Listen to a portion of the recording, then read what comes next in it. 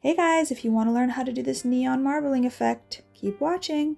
So for this design, you're going to need a white acrylic powder, a clear acrylic powder, some chunky iridescent glitter. This one is from KIARA Sky. It is SP204. Then you're also going to need a chrome pigment, color shifting, whatever you want. This one is from JOHENS and it is called Unicorn, so some type of a unicorn pigment. And then several different colors of neon pigments as well. So I'm using 4 colors. This one is a yellow. These 3 are from what used to be called Elite, is now called Vibrato. So there's the electric yellow, electric purple, number 21, and I didn't really have like a neon blue, so I chose this one of my collection of the Elite or Vibrato pigments as well, number 44 Riptide. And then this one is a neon pink one from Crystal Nails, and it is called Neon Pink, go figure.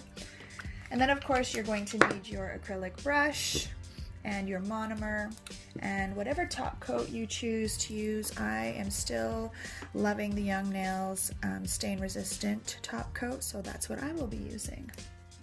All right, let's get started. Okay guys, so what you want to do is dip your brush, your wet brush, into the clear and the white. It's going to be pretty wet. And you want just a tiny bit of pigment. I'm doing purple on one side and pink on the other, and then you just want to drop your bead. I kind of pat it a little bit just to get that pigment sort of started, and then you just blend.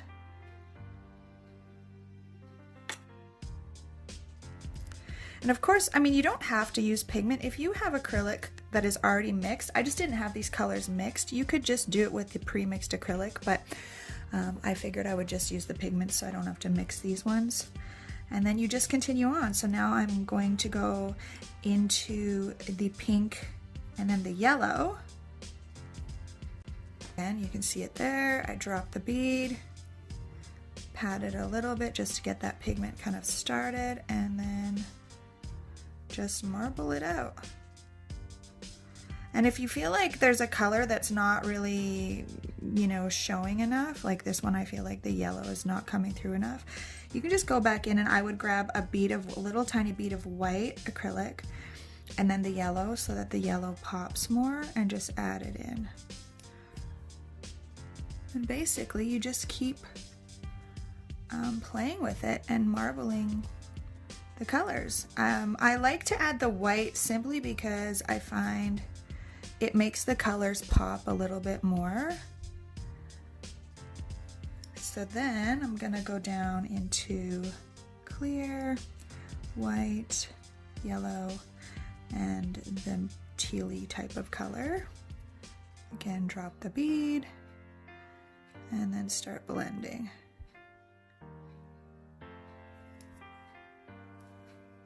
And I'm gonna grab a little bit, oh, there's a little fuzzy there.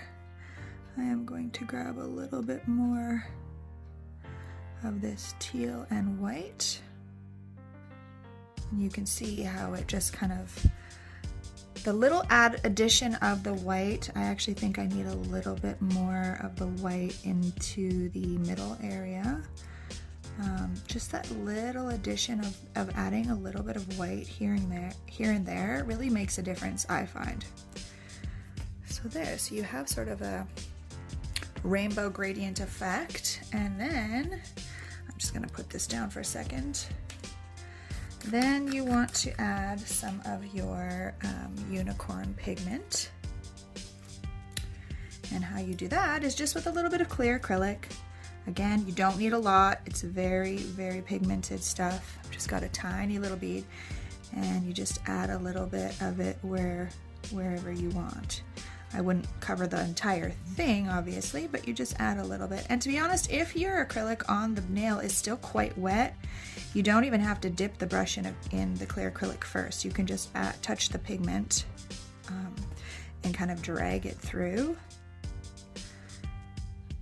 So that's what I'm doing here, is I'm just actually dragging it through, and then add some of the chunky glitters.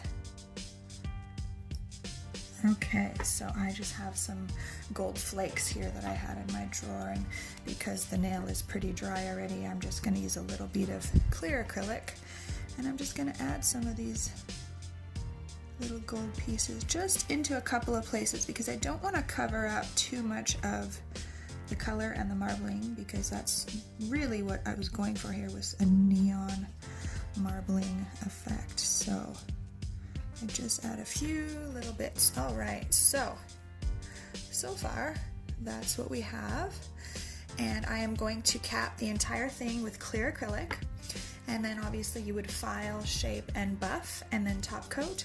So I will show you what it looks like when it's all filed and shaped, and then I will add the top coat on film. Stay tuned. Here we go.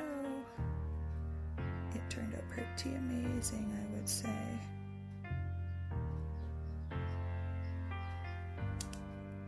And I'm gonna get a little closer, zoom in a little bit here and see, or pull it up, and let's see if you can get a better, oh, ignore that, sorry, that's my other phone going, but so that's how it turned out. I think it's pretty awesome. I'm gonna cure it and then take some photos.